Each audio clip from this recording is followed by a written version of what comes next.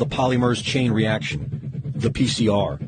The PCR is a method of analysis and wasn't designed to test for a virus. Mullis explains why. And with PCR, if you do it well, you can find almost anything in anybody. It starts making you believe in the sort of Buddhist notion that everything is contained in everything else, right? I mean, because if you can amplify one single molecule up to something that you can really measure, which PCR can do, then there's just very few molecules that you don't have at least one single one of them in your body, okay? So that could be thought of as a misuse of it, just to claim that it's meaningful. The PCR test can potentially find anything you are looking for, depending on how high you turn it up. And this is exactly what has been done. The official protocol given for the PCR testing of COVID-19 created a floodgate of false positives to skew the results. They call it asymptomatic because it's a lie. These people don't have symptoms because they don't have COVID-19. They do it today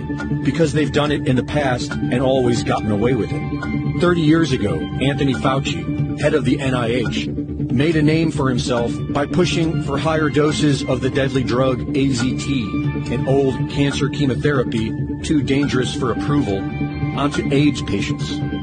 Kary Mullis was hired to measure HIV in people's blood samples with his PCR. He was working under the premise that HIV was the probable cause of AIDS. But when he went looking for the proof, he found there was none. They just made it up. What is that paper? Who do I go to for that? And I looked around, I asked a couple of virologists at that company, and they said, no, you don't have to reference. I said, I have to reference that because I don't know where that came from. How do I know that?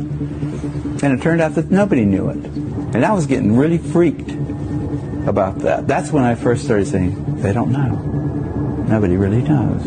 This whole thing is a big sham. Mullis pointed out how the CDC was losing money and how the HIV-AIDS connection brought their profits back in the black, and how the men at the highest levels were all in on it. Kary Mullis knew these men were dangerous. They don't want people like me walking up and asking them those kind of questions, and they're willing to go to great lengths to prevent that.